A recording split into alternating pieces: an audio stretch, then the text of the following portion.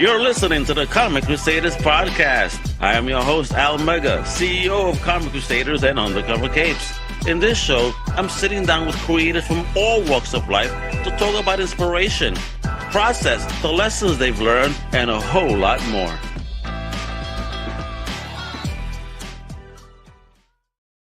Well, what up, me at this? Your boy, Al Mega. Welcome to a brand new Comic Crusaders podcast. Woo! And today we're here to bring you the real deal straight from the world of comics creators and culture as per usual, right? We have an incredible guest lined up today. He's someone who's making big moves in the indie comic scene. He's a visionary creator with a knack for crafting bold, electrifying stories that leap off the page. He's the mastermind behind the upcoming Kickstarter, the futuristic action-packed world of Cyberpink. Let me introduce the big boss himself, the big homie, P.A. Lopez. Hello. I feel like a soccer, like I scored a soccer goal, as it sounds like. Goal. That's what my family's like when they get a goal. You hear it for like 5 minutes straight. Goal. That's all you hear. Yeah, but when you made a goal with this book, baby, let me tell you. Kind. You're very kind. Allowing me to read the first two issues, homie. Yeah, you definitely did a goal over here. Oh, a big way my style, bro. I love it. You know, it's all of my favorite things combined into one, and you're doing some fun shit over here. You kind of left me on the cliffhanger number 2. I know you don't want to spoil it even for me. What a tease, yo! But we're gonna get into all of this in a little bit, folks. You're gonna. I think you guys are gonna love this campaign. It's a fun story, beautiful art, yo. I also want to know about that promance between you and your big homie. Yes, that's my word, promance. Motherfuckers don't try. I like it. I've been made a long time ago. Anyway, now, yo, P.A. Lopez. Let's reel it back. Tell everybody where you're originally from, and also this, all right? As you tell us that, what is the first thing in fandom that you ever fell in love with? It was Star Wars. I mean, that was the big one. When I was a kid, it was just a big fucking deal. Excuse my language. It was just huge. And everyone's got to see this Star Wars. Everyone's got to see Star Wars. So I saw Star Wars, and it was just it's like, and then you become obsessed. You instantly become obsessed. The funny thing about that, it's like so much of that was done with the sound production, like James Earl Jones. It's like he made it look so amazing and real, and it was like a work of art, and it was completely immersive, and it just blew everyone's mind, and so yeah, it was just Star Wars. I had to have the figurines, and I had the collectibles, and I had to have, I my friend and I would just doodle X's and O's, and that meant like TIE fighters. No, sorry, triangles and you do like a very basic TIE fighter and and you could just like draw lines between them so they would blow up on your board. It was just all you cared about was Star Wars. I love it, man. And when did you grow up loving Star Wars? Yeah, and then Star Trek is then later I became more of a Star Trek fan. Star Trek was nice. When did you grow up loving all this stuff? Where did you learn all this good stuff at? Why do you read? Just discovered it like everybody else, I guess. Just people told me about it, and then I went out and found out about it, and I just thought it was great, So you had a community then. That's pretty cool. Yeah, I had people at school would talk about different things, and then the people in my neighborhood, wherever, people would just give me little things. And one day they mentioned Star Wars. You had to see Star Wars, and that was it. I thought that was the best one. I love it. So talk to me then about that creative journey, like outside of Star Wars. Talk about the creativity. Like, what was the love? What were the first things you started doing? To start moving on in life, if you will. Well, as a kid, I also liked the Saturday morning cartoons a lot. That was a big thing for me. It was like you wake up on Saturday morning, super like at 6 a.m., which is unheard of. And you get there and you start watching cartoons, and I liked all that stuff as well. I grew up in New Orleans. That's where I was from. I'm from New Orleans. I went to a school for writing, and then I decided I kind of joined a band when I was 17. I kind of fell in love with playing music. Kind of forgot about writing for a while because music was a lot more fun in terms of when you're young and you have friends. They want to come see the show. What type of music here? What was the instrument? It was like that, baby. What? I play guitar and sing. It was like we play stuff like we play Led Zeppelin covers, and we'd play our own stuff that was kind of like a little funk oriented with but kind of indie electronic. So we had a lot of fun doing that, and I did that for a long time. And then I moved to LA to play music, and then I was continuing doing my own stuff, which is more like, I guess, indie rock and indie pop. And I did that for a while, and that's when I really learned about the music business and met other bands and Some of whom became more successful by far than me. But I got to be part of like the scene there and meet crazy promoters and sometimes a-hole promoters. Just a lot of interesting characters. Some good, some bad. It's a mixed bag. So then after a while, I decided to get involved in I need to find some money because I was very poor. So I got involved in fashion somehow. So now I own a fashion website that has to do with fashion. What are you talking about a fashion website here? Well, it's called Fashion Week Online. It's really random. So somehow I got involved in fashion, and it was fun. It was more fun than being poor, So I got involved in that, and then I always wanted to get back into writing and music and stuff, and so I had it during the pandemic. I decided I wanted to create something. I wrote a book, like a science fiction book, and then during the pandemic, I said I want to do something else, and then Cyberpunk and Cyberpink came into my mind, and instantly I was like, Cyberpink, I could just see it. I was like, that's a band. That's an all-girl band, and they live in the future, and they're fun to hang out with. They're like cool chicks, you know what I mean? They're like funny, like they're kind of ditzy, they're kind of smart, they're kind of fierce. They got different personalities. They're smart, they're clever, And I was like, and when I was alone, because I was in New York City at the time, so you remember when everything shut down, you couldn't do you weren't allowed to leave the apartment. It was like there was nothing to do but daydream and write and whatever. So I just started. That was fucking tabacado, bro. That was fucking horrible, bro. That was awful, yeah. And so that's when Cyberpink came into my mind, and I was just like, if I could do anything, what would I do? And I was like, I want to hang out with these girls in the future, and they got a robot in there who are their friends and family, they're robots, and it just seemed like a really, and it's positive, it's not like post-apocalyptic, it's not like they're trying to survive in a nuclear wasteland, or it's like the future turned out okay, for the most part. There's cool, like the Jetsons, there's cool gadgets, not that quite that crazy, but there's cool gadgets, there's different entertainers. It's just a future that's kind of like ours if society kept progressing. It's like instead of just being all one thing, it's not all good, it's not all bad. It's like today. It's like a mixed bag. They're good people, they're annoying people, they play music, people are in bands. There's like MTV kind of stuff in the future. Like, there's. I feel that it's very Josie and the Pussycats. I don't know.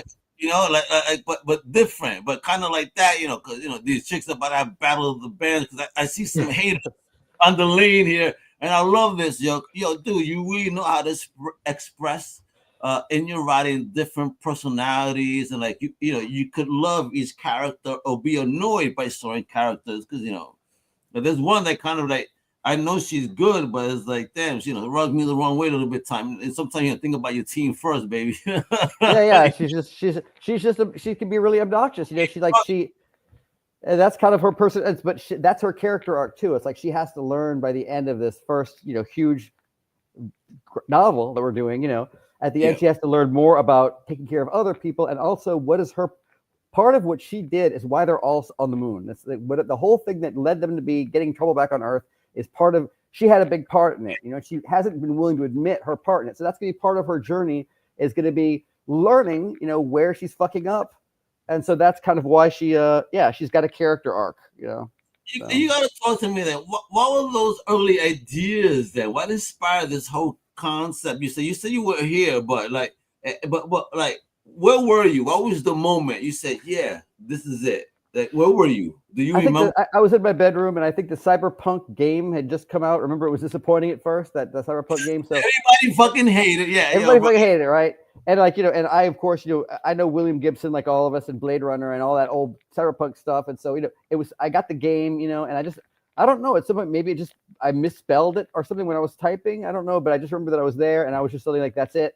And I immediately got in touch with this artist who like, he was doing some like concept art for the book that I did. And like I was also cutting up with other screenplays and stuff during the pandemic. And so I'd say, hey, draw me a picture of this creature looks like this. And wait. All right. So this leads into the story of that pro-man. So is this the same individual? It was the pro-man, right? So this is the same guy. So I said, how do you do this? How did this even happen? How did you meet, homie? I met him on Fiverr.com, that freelance website years ago. Yeah, he was the best one. And I saw that guy. And I was like, this guy is good. Like a lot of them are pretty good, but that guy, I was like, he's really good. He's a young guy. He's like in college, studying architecture. And I was like, this guy's good. His stuff was more anime at the beginning. I kind of like I didn't want it quite to be so anime, but he's really easy to work with. He takes direction. He comes up with a lot of funny stuff, like just little things he does with the characters that make you laugh. Like that he really understands. Like he's a smart guy. Like you give him a script and he understands where the humor is, and he plays it up really well. I didn't even know that about him until we started working on this longer form thing. But yeah, but he was great. And so I've been working with him a little bit, and I said, I said, draw me 5 girls in a band, and I gave him an idea what they would look like, and he sent it back, and then I just kept working it. So how was that then? Okay, you said, okay, this is the first, you understood his personality, now doing these longer form things, like, oh shit, all right, this guy is even a lot cooler. This could be like an even better colleague partner for what I got. So it's like, how does that even feel? Like, have you ever met him in physical? Never. I've never spoken to this guy. Like, you and I have. Amazing. And I've known this guy like 5 years, and I've spoken to you now more than I've ever spoken to him in 5 years. Are you serious? I'm serious. We're 10 minutes in, so I've only chatted with him or sent messages. And I forget about it until you bring it up, and then I'm like, it's hilarious. Like, you and I know each other better already than I know this guy. All I know is that he produces good work. I mean, obviously, I know a little bit. He tells me, oh, I got a girlfriend. We're moving from this. He was in Venezuela. Then I said, we're moving to Chile. I hear a couple things, but we don't sit and it's all his business. I send him this. He's like, oh, how about that? That's good. And he's great, This energy, this new world is just so different, ain't it? I mean, growing up in the time we grew up, where we had to be back in the hallways, in the basement, meet somewhere. Not before Starbucks. There was no Starbucks. We had to meet somewhere, a diner or whatever. Like, all right, let's do some Burger business. King. Burger King, McDonald's. White Castle, for real, come on now. We want that crate case. That was the cheapest meal everybody could get. Hey, you get the shits, It's what happens. Wait, did you have White Castle around your way growing up? Did you have a what now?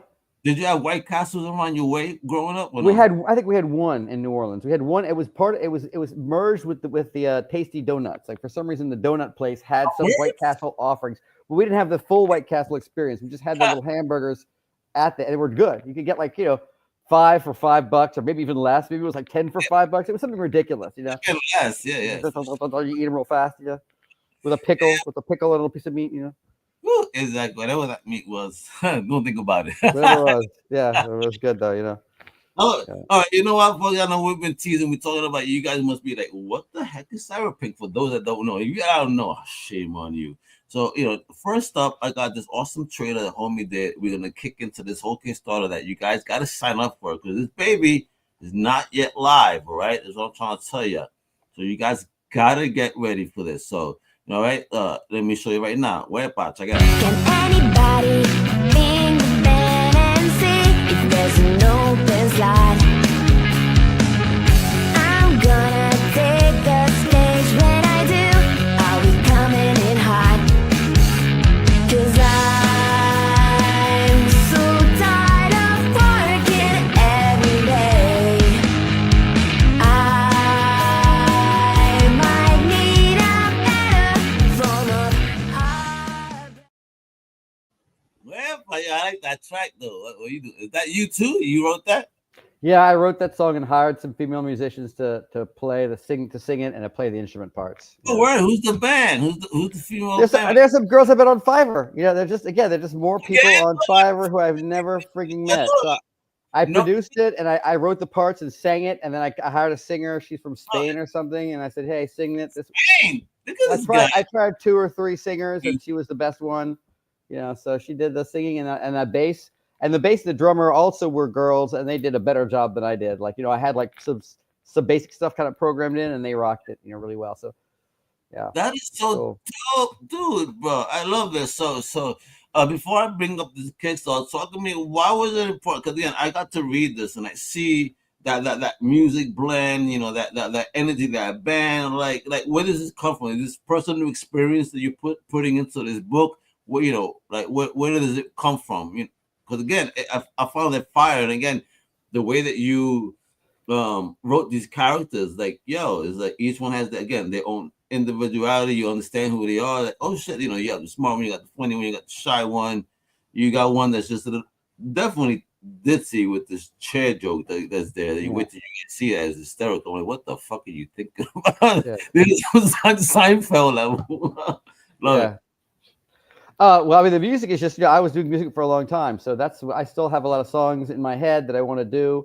And so I figured, why not make a musical element? Like, just produce some of the songs and put them, make them accompany the graphic novel, and maybe get some musicians, maybe get a real band one day to be Cyberpink, or maybe hire different, songwriters to like actually contribute songs like bands that I like, and say, hey, write a song and be Cyberpink, right? Give me one Cyberpink. Because remember like that, you said I didn't even realize till recently Scott Pilgrim had like an actual, I know they had a movie, but they actually had a soundtrack that Beck was on it and stuff, and I didn't even know that.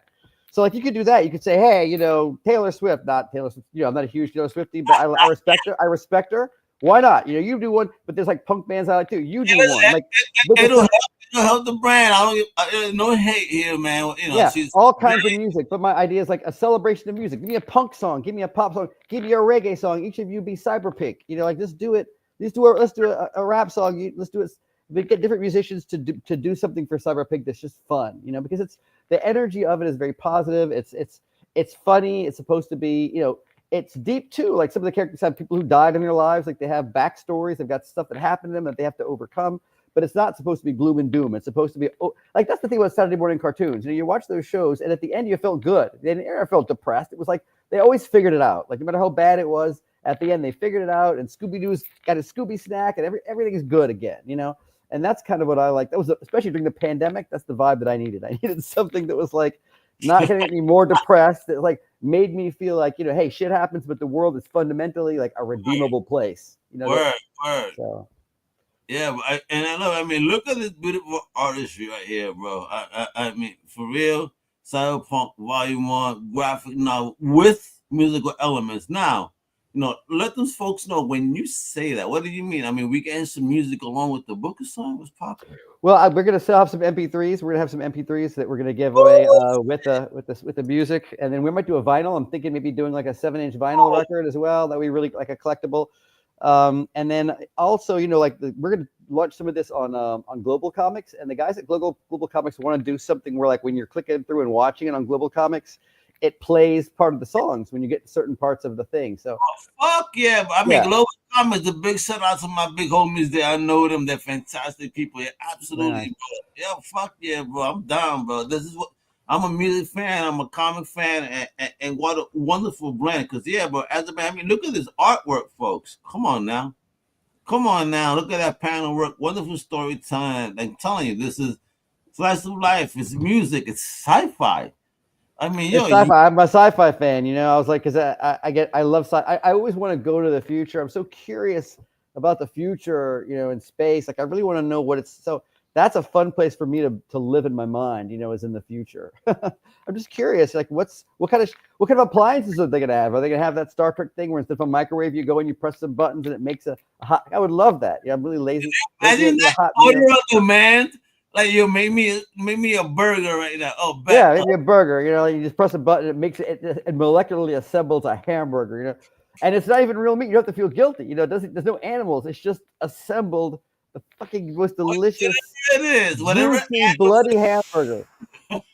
No meat. Because I stopped eating meat because I felt bad for the animals. But I used to love a rare hamburger, man. That was my favorite. So if I could get a rare hamburger and it's vat grown or it's grown with that's what I think the future is going to be like, though. I'm an optimist in that sense. I really feel like that, eventually we're going to figure it out. There might be some even in Star Trek. Remember, like before they got to this sort of like utopian kind of world, there was a lot of shit that happened in like the 23rd century or whatever it was, and they always talk about it. They had to get through this period and a nuclear war and stuff on Earth. And eventually they got to this Star Trek. And that's what I like to think anyway, that, all kinds of awful stuff is probably still going to happen. But, we're going to, like we always find a way to worm our way out of it. I mean, to come together and fix it, and that's what I think. I like to think about the future. So when we fix it, what's it going to be like? What kind of? Let me ask you this: since you're a sci-fi fan, before we get into how you got involved, folks, and save some money too. As you're a sci-fi fan, like, fuck, you shit. I smoked weed before, folks, and you gotta excuse me over here. So what we were talking over here, because I was about to blow your mind, and I just lost my train of thought because I was like, "Damn, look at this book; it looks good." The Forever War. Forever War. You ever read that book? No. That's my favorite sci-fi book. It's called. Joe Haldeman wrote it. It's called The Forever War. I don't know. I thought you were going to ask me maybe what was my favorite sci-fi or something. That's what. It was exactly. Yeah, it is. Thank you. Thank God. Yes. So why that book? It's a really amazing book. It's about like these guys who were fighting this these aliens that are so far away, they have to travel near light speed to get to them. And so every time they come back to Earth, like 100 or 200 or 300 years have passed because of time dilation. So they go out to fight him, and when they come back, they say, those weapons don't work anymore. The enemy's advanced too much. They'll put these new weapons on. And but every time they come back, the Earth is different. Like in 1 century, it's all women dressed as men and men dressed as women. And they come back, and that fad's over with. And now they're doing this. And yeah, it's like every time he comes back, society has changed completely. And it's not a judgmental thing, good or bad. It's just a mind fuck, right? Because every time he leaves, it comes back. He's in a different world, you know. So and the then same person comes back, but hundreds of years have passed back home because of light speed. So he's only gone for like, a year, but when he comes back, 50 or 100 or 200 years have passed on Earth, but the war is always still going on. So like, okay, so every time he gets more advanced weapons. And at the end, he's a Vietnam War vet, wrote this. So I think it was based on his experience of like this hopelessness of the Vietnam War, where it seemed like it was never going to end, right? So, and then I won't spoil the end of the book, but at the end of the book, it's like instead of becoming more advanced, it's like everything has just become more primitive in a way. It's really high tech, but it's so high tech that they're fighting with sticks and stones, like in these force fields. It's just a really cool book about like the futility of war, but it's also like gripping, right? Because like it's sort of hard to go that fast, and like if the suit they have on, if there's a little crack in it, it'll break your rib, because of the pressure of the speed. So it's just like it's a kind of a bloody, violent, but also like a really fascinating book called The Forever War. That's my favorite science fiction book. I love it, folks. And folks, listen, you hear this? You see his inspirations. You're gonna see, I think, madness here, because he kind of cut me off on issue 2. What a tease! Issue 1, wonderful exercise issue, and then I got into issue 2, and he left me hanging on a point like, did my computer just freeze? Let me, bro, what do you do to me? But let me tell you, thank you. Yeah, yo. So are we gonna be getting into some crazy shit with this story? I mean, you see this awesome band stuff going on, and something wild just happened too. I mean, you see elements in the future that you could probably see even nowadays. There's parallels, if you will, right? Yeah. So did you purposely kind of do that and bring that? Yeah. There's going to be some crazy stuff that's going to be happening. It's going to be, it's an interesting mix, because my idea is to combine like some elements of like Gem and the Holograms, kind of more lighthearted, kind of more frivolous kind of stuff, with some of those more like high tech, like I was talking about, like the Forever War. It's kind of like hard science fiction in a way, so it involves some things with physics. So I don't want to, it doesn't go overboard in those areas, but I want something that involves like that it's like sort of like candy coated on the outside, but when you actually dig deeper, it's actually more complexly plotted. So there's going to be stuff happening with like kind of time travel and dimensions and stuff, but not overdone. But there is some hard science to it as well. And so I think that's what I think will make it fun. It's meaty, it's on the surface, it's kind of silly, but it's Gem and the Hologram, stuff like that was a little more, for kids. You know what I mean? It was still fun, but this is a little more meaty. So if you're an adult, you can enjoy it too. That's what I'm saying. I find a political aspect, because obviously there's something that happens in there, and it divides society in a way, or at least that future society. And there's like, I don't know how we would stand a chance. We were trying to fight with that, what was going on there. And I like that you really bring in this conflict, and things happen, and it's something that seems to be spreading, if you will. So it's like, okay, so what's going on here? So I can't wait to really understand the deeper complexity of the story. Like, okay, wait, so who did what and really when? Like, yo, what the fuck's going on here? Like, you really bring an enticing story. You know how to tease, PA. Thank you. Yeah, the thing about like those Avengers movies, all those Marvel movies, it's like, what's interesting is I can't even keep the plot straight half the time. I mean, I hope people will keep the plot straight, but you watch that stuff, and it's so many layers to it. There's so many things that happen. Like I remember I was rewatching like the Avengers movies or something, and at some point I was like, I couldn't even remember that something big had happened. I was like, when did that happen? It's like, as long as the ride is fun, that's the main thing, is that people are not getting bored. There's a lot to think about. Or Game of Thrones is like that, right? Like so many threads. It's like, wait, that guy knew, I forgot that guy knew that guy. And my ex-girlfriend was like, yeah, he killed him. Don't you remember? Oh yeah. There's so much going on. You can barely keep track of it, but it's always fun. So that's the goal anyway. Folks, but look at this. I mean, you got stuff. You're gonna have swag. lot of campaign goals and super supporters. With a big old stamp and folks get involved, man. Listen, what a beautiful book. Listen, this is something. And again, if you want a gift, I mean, Valentine's is around the corner, right? So, for all you geeks that have a loved one that's a comic geek, I think there's something perfect for them right up their alley. I mean, it's a beautiful book, a lot of stuff going on. It's launching real soon, all right? So you can sign up. And folks, I'm telling you, you see what I'm sharing below? I'm going to put that in the show notes because you just share that. For 50% off the complete digital bundle, all you got to use is that link right there. 50% off of those early backers, baby. Those early believers, baby. So make it happen for my man POV. Trust you me that I read this. Again, like I said, I'm kind of upset that he left me hanging. I know he can't do that or share everything. I'm not a spoiler though, but I'm telling you that the book is definitely hella fun, great art, and I was digging the characters. Like, all right, I feel this. And like, yo, all right, again, being a music fan, comic book fan, slice of life fan, and sci-fi fan, like so many elements are mixed into what PA doing here, bro. It's like, and your homie, your artistic brother, at this promance. Holy effing shit! What a talented effing individual, PA. I think you're extremely lucky to have found somebody like that. Like, yo, Yeah, kick ass. really, really, really lucky. Yeah, for real, kick ass. So talk to me. All right, so right here, this is a volume one.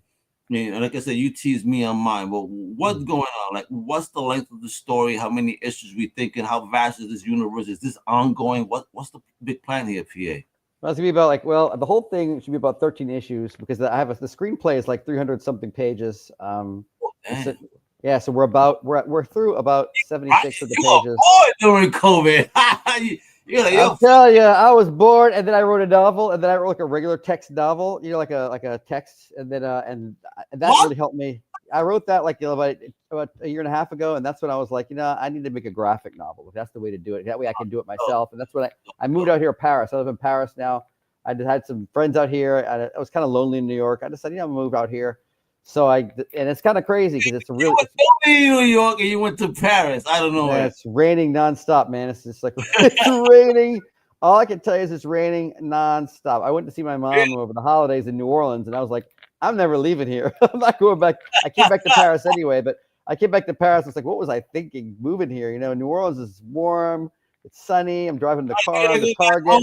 I'm going to Starbucks. No, I'm gonna stay in Paris. I mean, I'm here. I might as well stick it. I got a 4-year visa. It took me forever to get the visa.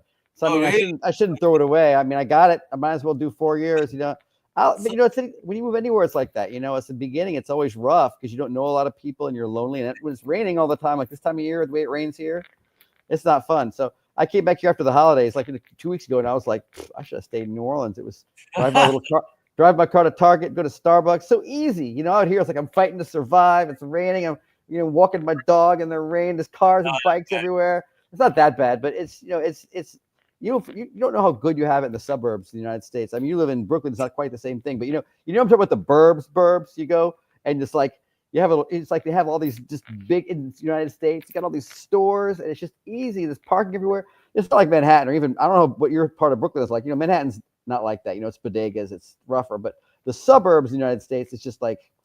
It's chill. It's really chill. You got my pizza spot, bodegas, everything. Mika Avenue exit on the BQE, bro. Yeah, that's more like Paris, I think. New York is more like Paris because it's like it's like mom and pop shops, and you kind of gotta walk, everywhere. But in the suburbs of the United States, you just drive your car places, and it's just really bland. But it's like chill. How's the food out there? Let me ask you, because people always say there's a difference between the food. Let's get into food for a second. Like between the States and out there, do you actually see an actual taste difference? Not really. The food is good in New York, though, man. I mean, it's like New York that knows about food. I mean, it's a very cosmopolitan place. People have all come from all over the world with their best stuff. So no, the food is good in New York. I didn't notice a big difference. You can get bad croissants here just like anywhere else in Paris. But anyway, yeah. So I when I moved out here, I was really lonely. I moved out a year ago. And I was like, man, I need to do something because I'm just sitting around, feeling blue. And I said, that's what I decided to do, the graphic novel. I'd written the text novel. And then I told Sam, I said, let's do a graphic novel And he's like, all right. So we just, and that saved me because then I had something to focus on that was concrete, because the book, it's like, it's not the same. A book is great, but it's a product that's meant to be seen, you know what I mean? Like a movie but and that's what a graphic novel gives you the ability to do. It's like you're creating a movie, it's you actually can see it, So that was I'm really happy about it and excited about it because it's just, if nothing else, it gives me something that I really love to do and think about, like a world that I want to live in. You're in the right place because Paris, Europe is all about these graphic novels, and they love that. I couldn't believe how much they're into it here. I went to this big store, this like this mall near where I live, and it's like a bookstore there, and there's like, I'm talking like 2 walls of manga, anime, graphic novels. I mean, it's not just like, I'm not even talking about a section. I'm talking about, it was like a whole part of the store. It was like, it must have been 20 shelves. 20. It was huge of all kinds, every type of graphic novel and manga you could imagine. I was like, wow, that's what I'm thinking. I need to translate it to French next, because they probably would love it here too. Oh, yo, bro, please do listen. Yo, bro, real talk. Yes, you should. Because again, Cinebook sends us a lot of stuff, and their books are gorgeous, and they do European translations. Cinebook. Okay, Cinebook. Okay, look at that up. And Cinebook, and then the other one was Euro Comics. I think that was their other name.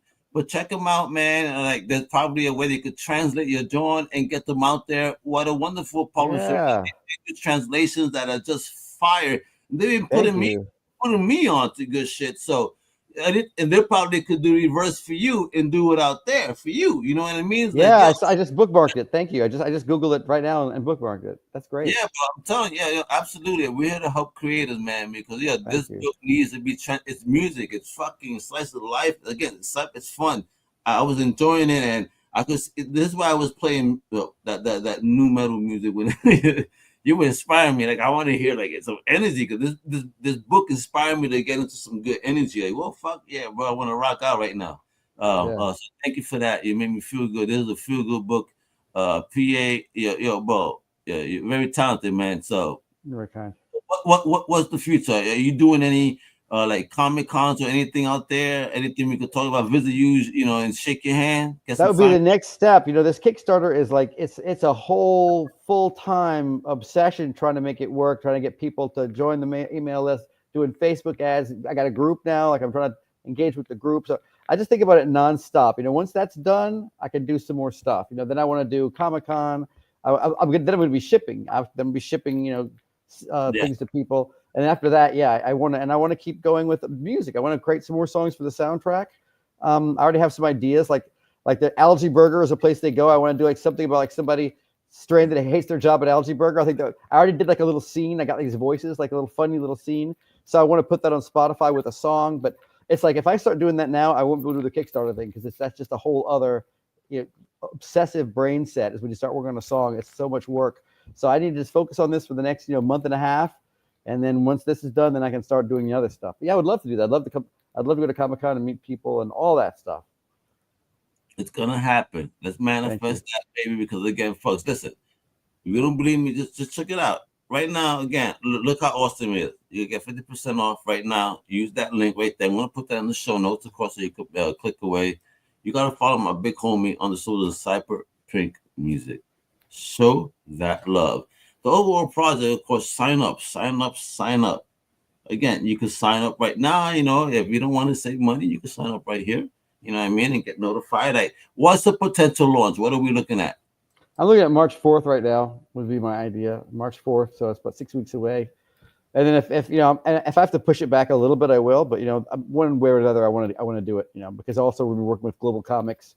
I know they want to do something too. So I want to make everybody happy and hope we do something fun for everybody. There we go. But of course, you want to save some money, you better stay tuned. So sign up, 50% off. Use this link, save some paper, you know what I mean, and get these exclusives right here. You're gonna love it. I'm telling you, you guys are gonna have fun reading this book. PA did a wonderful job. His artist did a wonderful job, and hooking up with Global Comics is fire. I mean, that definitely globalcomics.com. Check them out. Wonderful digital platform that you can check out some amazing comics at. And a big shout out to my big homie Melissa from Don't Hide PR. For real. Thanks for making the connect over here. Check out on HypeR. If you're a comic book creator, need some help out there, getting some project out there. She has limited spaces, folks, to help out. So reach out now before she can't help you. Then you're gonna miss out. All right, that's what it is.